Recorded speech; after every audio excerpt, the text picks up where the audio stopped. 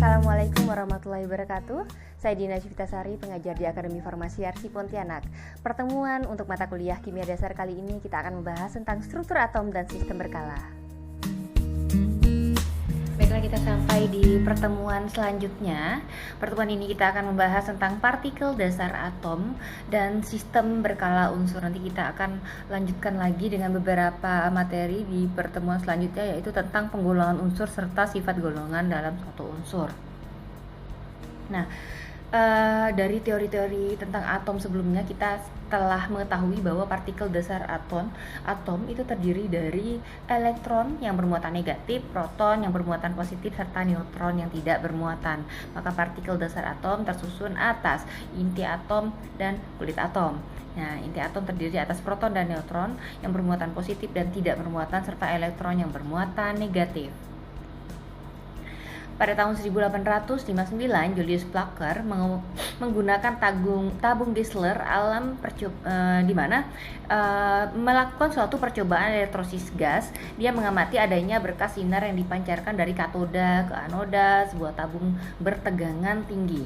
Nah, namun dari percobaan yang dilakukan oleh Placher ini, di mana Placher menganggap bahwa sinar tersebut sebagai cahaya listrik biasa. Sinar yang dipancarkan dari katoda ke anoda dianggap sebagai cahaya listrik biasa.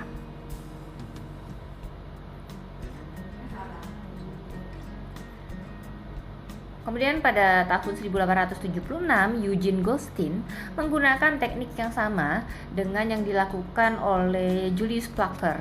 Menggunakan teknik yang sama, namun ia menamakan berkas sinar yang dipancarkan dari katoda ke anoda, di mana sinar yang dipancarkan oleh katoda disebut sebagai sinar katoda.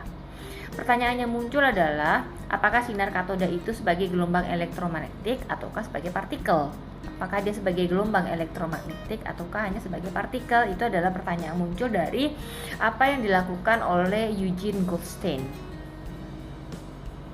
Nah, kemudian William Crookes pada tahun 1880 memodifikasi tabung Geissler untuk membuat vakum yang lebih baik.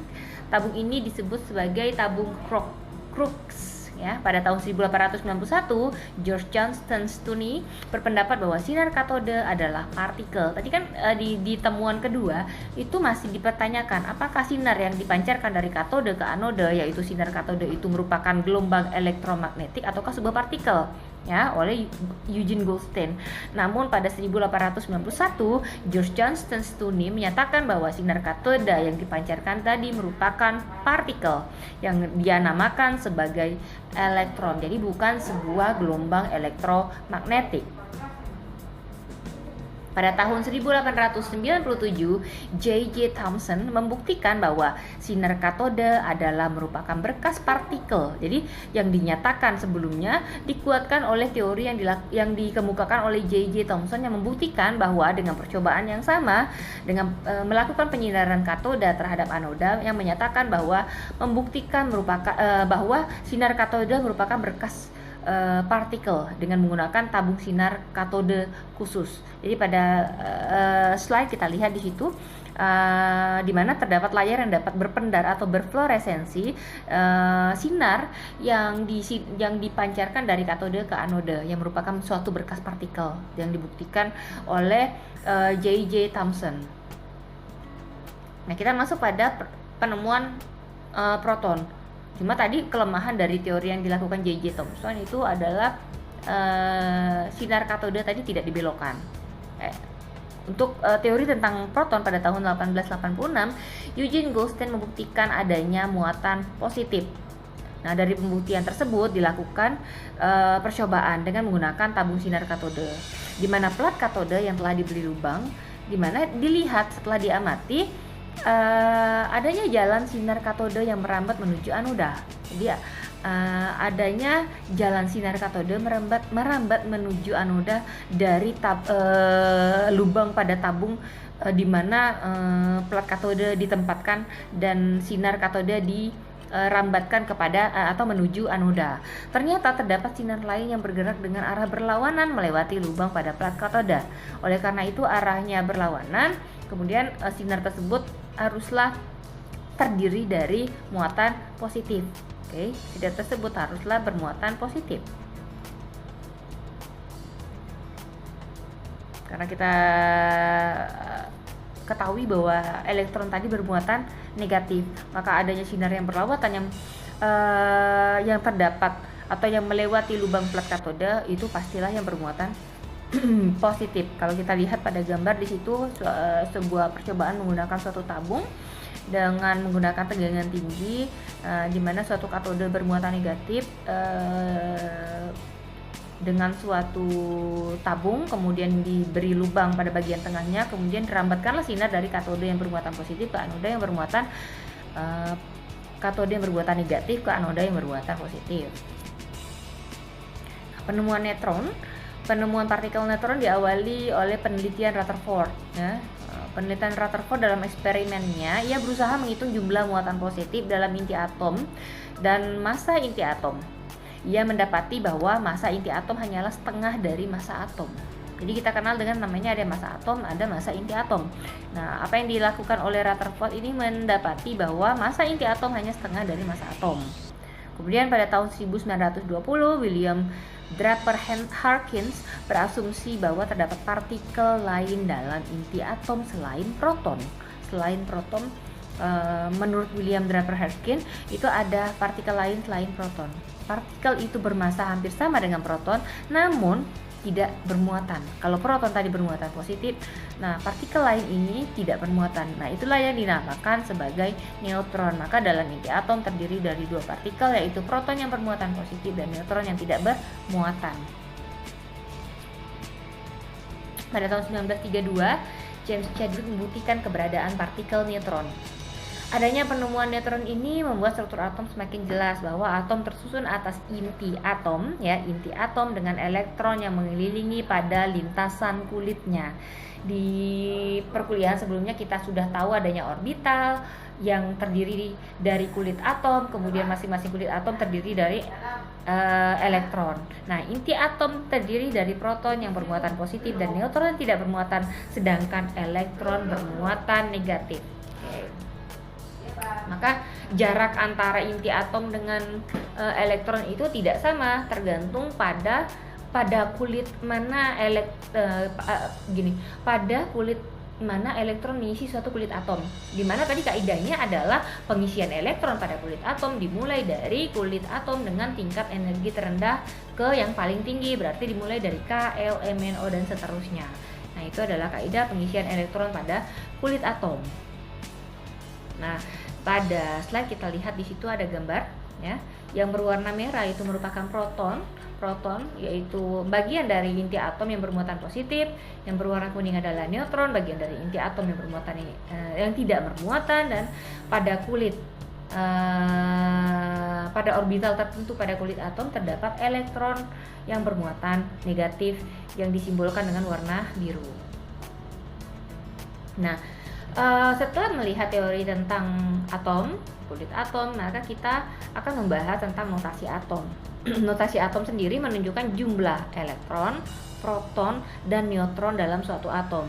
Nah, secara umum penulisan notasi atom adalah, kita lihat pada slide X, ya, di mana X melambangkan suatu atom, kemudian A melambangkan nomor massa, di mana nomor massa merupakan jumlah proton ditambah dengan jumlah neutron suatu atom.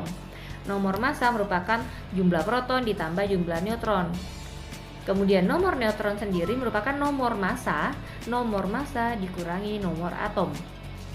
Kemudian nomor atom merupakan jumlah proton, yaitu jumlah elektron suatu atom netral. Jika atomnya merupakan atom netral, maka jumlah elektron sama dengan jumlah proton sama dengan nomor atom. Nah, untuk lebih jelasnya kita lihat latihan soal. Nah, kalau kita lihat di sini ada atom Na yang memiliki notasi atom sebagai berikut. Di mana tadi kita Na itu sebagai X, yaitu lambang atomnya, yaitu atom Na, di mana A itu adalah nomor massa. Kalau pada contoh Na nomor massanya adalah 23. Kemudian Z adalah nomor atom, berarti Na memiliki nomor atom 11. Nah, bagaimana kita menentukan jumlah proton, neutron, dan elektron? Nah, caranya adalah kita masuk pada rumus tadi. Kita masuk pada rumus di mana proton, di mana proton itu sama dengan nomor atom. Maka proton atau Z sama dengan 11. Nah, pada Na neutron adalah, kita masuk pada rumus, neutron adalah nomor massa dikurangi nomor atom.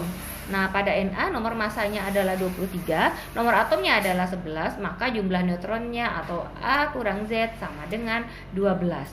Nah, karena atom Na bersifat netral, sehingga elektron sama dengan jumlah proton sama dengan nomor atom.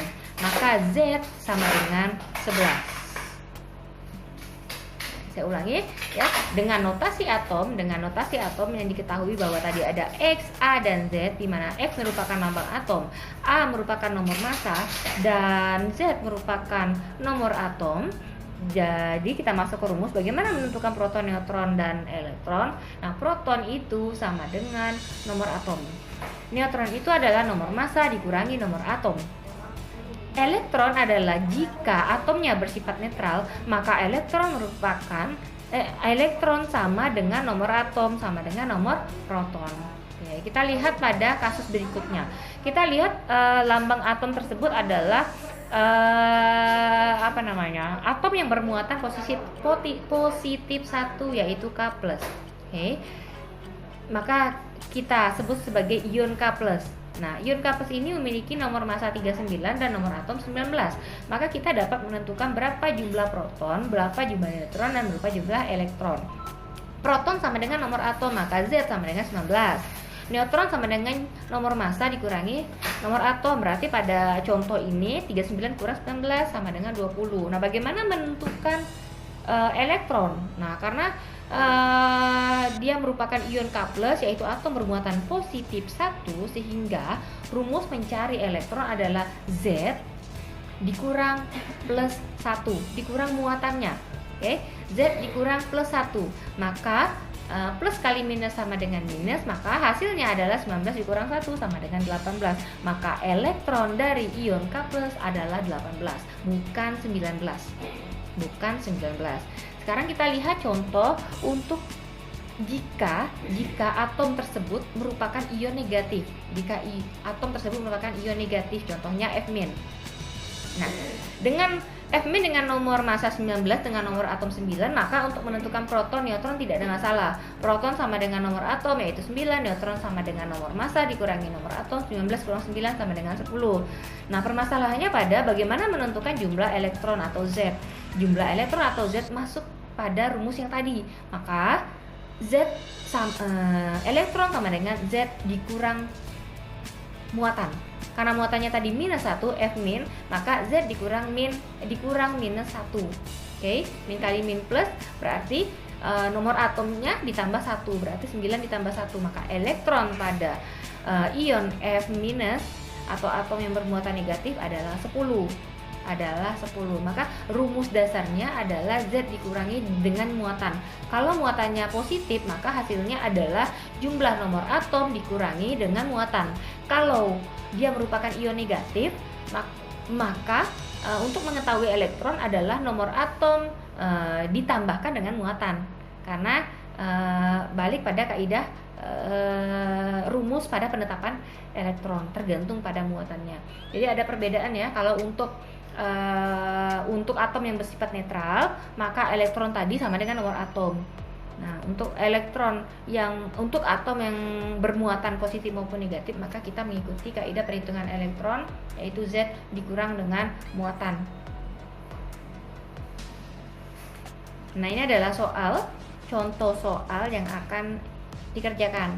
Nah, berapa jumlah proton, berapa jumlah neutron, dan berapa jumlah elektron. Kalau untuk S saya rasa tidak ada masalah. Untuk jumlah proton sama dengan nomor atom, dia punya nomor massa 33, nomor atom 16, berarti protonnya sama dengan 16. Kemudian berapa jumlah neutron nomor massa dikurangi nomor atom 33 dikurang 16, itu sama dengan 17. Kemudian berapa jumlah elektron? Nah, karena S ini merupakan atom netral, maka dia sama dengan nomor atom. Maka elektronnya sama dengan 16. Nah, Bagaimana dengan Ca pada contoh soal ya? Ca itu nomor massa 40, nomor atom 20 dengan muatan 2+. Berarti dia punya proton sama dengan nomor atom 20. Nomor neutronnya sama dengan nomor massa kurang nomor atom 40 kurang 20 sama dengan 20. Nah, berapa elektronnya? Elektronnya sama dengan, masuk pada soal ya. Elektronnya sama dengan nomor atom, kita lihat di sini.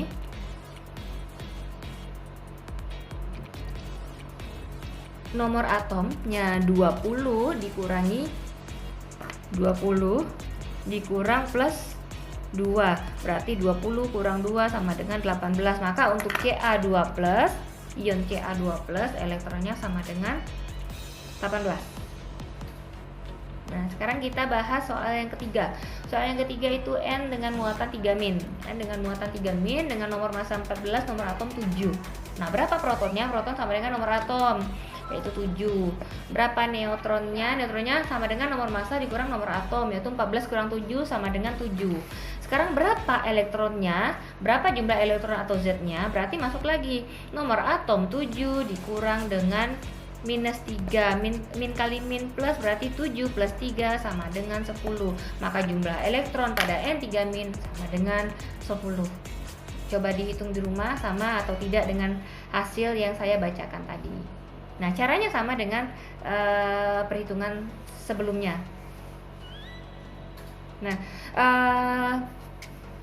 untuk pertemuan ini kita lanjutkan lagi pada slide berikutnya. Kita lanjutkan kuliah pada hari ini dengan membahas sistem berkala unsur. Dari perkembangan unsur, ada beberapa penemuan yang menemukan beberapa jumlah unsur. Di antaranya pada tahun 1789 itu oleh Lavoisier itu sebanyak 26 unsur, kemudian 1870 dikenal ada 60 unsur. Kemudian pada tahun 2006 dikenal adanya 116 unsur. Dari unsur-unsur yang kita ketahui, 90 unsur diantaranya diperoleh dari sumber alami, di mana sisa-sisa unsur yang ditemukan tersebut didapat dari sintesis yang dibuat dengan reaksi kimia. Nah, sebagian besar unsur-unsur tersebut tidak terdapat bebas di alam. Jadi kira-kira 1/5 dari unsur yang dapat ditemukan dalam bentuk unsurnya, sisanya biasanya umumnya berupa kombinasi atau suatu senyawa kimia. Ya, kita kenal ada 20 unsur pertama yang ditemukan dalam perkembangan unsur. Nah, 20 unsur pertama itu diantaranya ada hidrogen, helium, neon, argon, litium, natrium, kalium, kemudian boron dan aluminium, karbon, kemudian silikon, nitrogen, fosfor, oksigen, belerang, dan yang terakhir adalah fluor dan klor. Mencetus dari sistem berkala unsur yaitu teori yang dikemukakan oleh John Dalton, kemudian oleh Dobereiner yaitu triade, kemudian Concordis yaitu telluric screw, ada Newland dengan oktav, Mayer, kemudian Mendeleev dengan daftar periodik. Nah, pada awal abad ke-19, John Dalton memulai usahanya untuk mengklasifikasikan unsur berdasarkan teori atom Dalton, yaitu teori atom pertama. Ya, yang mengemukakan di pertemuan pertama kita kenal teori atom Dalton itu mengemukakan bahwa atom terdiri dari inti atom dan elektron yang mengelilingi inti atom, seperti diibaratkan seperti kismis pada roti kismis, di mana teori Dalton tersebut ternyata dipatahkan dengan teori-teori berikutnya, teori Thomson, kemudian teori Rutherford, teori Bohr, dan teori atom modern. Nah, bobot atom menjadi sifat yang membedakan suatu unsur dengan unsur lain menurut John Dalton. Kemudian pada tahun 1817 Johann W. Dobereiner menemukan beberapa kelompok 3 unsur yang memiliki kemiripan sifat yang ada hubungannya dengan massa atom relatif. Kalau kita lihat pada unsur litium, kalium, klor atau Li, Ca, dan Cl, kemudian natrium, barium, dan iod Na, Bai, di mana kelompok 3 unsur ini disebut dengan triade. Nah, massa atom relatif Br itu 80. Jadi kira-kira sama dengan setengah dari jumlah massa atom relatif untuk Cl, yaitu 35 dan I 127. Menurut Begeyer de Sansortis pada tahun 1863, jika unsur disusun menurut penurunan bobot atom, diperoleh secara periodik unsur yang sifatnya mirip. Tadi juga kita di pertemuan sebelumnya telah melihat beberapa kemiripan dari atom yang memiliki elektron valensi yang sama. Unsur kemudian dikelompokkan dengan membuat kurva pada permukaan badan silinder yang disebut dengan telluric screw. Nah, ini adalah bagaimana kemunculan dari sistem periodik unsur. Ini adalah beberapa unsur yang ditemukan di awal, dimulai dari unsur-unsur yang ditemukan di alam sampai unsur-unsur yang ditemukan yang merupakan campuran atau senyawa atau unsur-unsur yang ditemukan berdasarkan reaksi-reaksi kimia melalui reaksi sintesis. Kemudian G.A.K. Newland pada tahun 1865 menyatakan jika apabila unsur disusun berdasarkan kenaikan massa atom, maka unsur ke-9 memiliki sifat-sifat yang mirip dengan unsur pertama. Unsur ke-10 mirip dengan unsur kedua dan seterusnya. Karena setelah unsur ke-8 sifatnya selalu terulang. Jadi kan dari unsur ke-1 sampai ke-8 begitu ke-9 unsur sifat-sifat unsur itu akan terulang. 9 akan mempunyai kemiripan dengan unsur yang pertama dan seterusnya. Itu yang dinamakan sebagai hukum oktav. Nah, untuk sebagai contoh ya, untuk Li pada dengan nomor atom 3 akan mirip sifatnya dengan Na dengan nomor atom 11. Karena kelipatan 8 setelahnya itu merupakan unsur-unsur dengan kemiripan sifat. Nah, maka Li dengan nomor atom 3 nanti akan memiliki kemiripan sifat dengan Na atau natrium dengan nomor atom 11. Itu menurut J.A.K. Newland. Menurut Lothar Meyer pada 1869 menyatakan adanya hubungan yang lebih jelas antara sifat unsur dengan bobot atom, di mana dia mengukur volume atom setiap unsur dalam keadaan padat, sehingga dinyatakan bahwa volume atom sama dengan bobot atom dibagi dengan kerapatan. Menurut Dmitri Mendeleev 1869, di mana sistem periodik unsur atau sistem berkala unsur disusun berdasarkan massa atomnya dengan tidak mengabaikan sifat-sifat unsurnya. Maka kalau di sistem periodik kita bisa melihat berapa nomor atom suatu unsur, berapa massa atom nomor massa suatu unsur. Nah, dari teori yang dikemukakan oleh Dmitri Mendeleev, maka lahirlah hukum periodik unsur yang menyatakan bahwa apabila unsur disusun menurut massa atomnya, maka unsur itu akan menunjukkan sifat-sifat yang berulang secara periodik.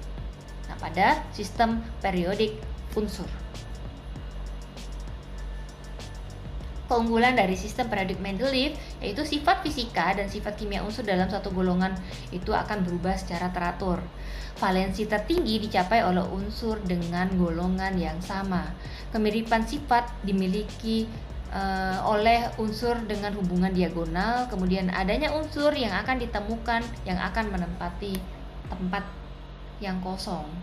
Namun ada beberapa keterbatasan dari sistem periodik Mendeleev di mana panjang periode menjadi tidak sama. Kalau kita lihat di sistem periodik itu kan ada golongan, ada periode. Nah, pada Dmitri Mendeleev ini teori yang dikemukakan itu menunjukkan panjang periode tidak sama. Kemudian beberapa unsur ada yang terbalik. Kemudian adanya selisih massa atom relatif yang tidak berurutan dan tidak teratur. Unsur dari lantanida dimasukkan ke dalam satu golongan. Besarnya valensi unsur yang lebih dari satu macam valensi sukar diramal kedudukannya dalam sistem periodik. Artinya kita sulit untuk menentukan kedudukan suatu unsur dalam sistem periodik dengan besaran valensi untuk unsur yang lebih dari satu macam valensi gitu. Nah, yang kita gunakan sekarang adalah sistem periodik modern, di mana sistem ini merupakan penyempurnaan dari gagasan-gagasan sebelumnya, terutama penyempurnaan dari gagasan yang dikemukakan oleh Mendeleev disusun berdasarkan nomor atomnya. Jadi kalau kita lihat di situ, susunan dalam periodik itu akan disusun berdasarkan nomor atomnya. Sistem ini terdiri dari dua deret. Kalau kita lihat di situ ada deret horizontal yang menyatakan periodik atau periode suatu unsur. Kemudian kalau kita lihat di deret vertikal itu kita akan melihat golongan suatu unsur. golongan suatu unsur. Nah, sekarang kita masuk pada tabel periodik. Pada tabel periodik di situ kita lihat ya, ada sebelumnya kita dapat menentukan golongan dan periode suatu unsur berdasarkan konfigurasi elektron. Konfigurasi elektron kita bisa menentukan periode dan golongan berdasarkan konfigurasi elektron pada berapa jumlah kulit yang terisi elektron dan berapa jumlah elektron terluar atau elektron valensi yang mengisi pada kulit terluar. Atau kita juga dapat menentukan menentukan periode dan golongan berdasarkan kaidahan, yaitu dengan menggunakan spin tadi ya, konfigurasi elektron berdasarkan konfigurasi SPDF, dengan urutan pembuatan urutan berdasarkan tingkat energi gitu. Nah, pada sistem periodik ini kita lihat di situ ada golongan A yang memang golongannya sangat mudah ditentukan dari konfigurasi elektron, karena nanti golongan dan periode akan ditentukan dengan berapa elektron valensi, juga ada berapa kulit yang terlibat dalam pengisian elektron untuk kestabilan elektron dalam kulitnya masing-masing. Nah, ini adalah periodic table dari elemen-elemen yang dilambangkan dengan, kalau dikasih warna itu ada nanti ada namanya golongan logam alkali, ada golongan alkali tanah, ada golongan logam transisi, ada golongan logam lain, ada golongan non logam, ada golongan halogen ya, golongan halogen yang berwarna hijau FCl, Bri, At, itu kalau pada reaksi nanti yang dinamakan sebagai halida. Kemudian gas ya, seperti helium, He, Ne, Ar, Kr, Xe, dan Rn. Kemudian ada yang namanya golongan aktinida yang berwarna biru. Golongan aktinida. Kemudian ada golongan lantanida atau series lantanida. Nah, dari sistem periodik inilah nanti kita dapat melakukan banyak hal dalam percobaan di kimia dasar, untuk praktikum kimia dasar ya. Saya rasa cukup untuk pertemuan hari ini. Tadi kita sudah membahas tentang, yang pertama adalah partikel dasar atom. Kita membahas tentang partikel dasar atom. Kemudian tadi kita juga telah belajar bagaimana menentukan proton, neutron, dan elektron dari suatu atom, baik itu atom yang bersifat netral, kemudian atom yang bermuatan positif maupun atom yang bermuatan negatif. Kemudian kita juga sudah membahas tentang sistem periodik unsur, dimulai dari penemuan 20 unsur pertama, kemudian 26 unsur, penemuan unsur-unsur lanjutannya sampai yang kita kenal sekarang, sehingga tabel periodik ini disusun berdasarkan nomor atom dengan dengan pembagian. Kalau kita lihat itu adalah ada sisi atau deret horizontal yang disebut sebagai periode atau periodik, dan deret vertikal yang disebut sebagai golongan. Ada beberapa golongan biasanya dilambangkan dengan warna pada sistem periodik untuk membedakan yang mana golongan alkali, mana alkali tanah, yang mana halogen, yang mana gas, mana aktinida dan lantinida atau elemen series lantinida dan series aktinida. Saya rasa cukup untuk pertemuan kali ini. Saya Dina Isfirasari. Wassalamualaikum warahmatullahi wabarakatuh.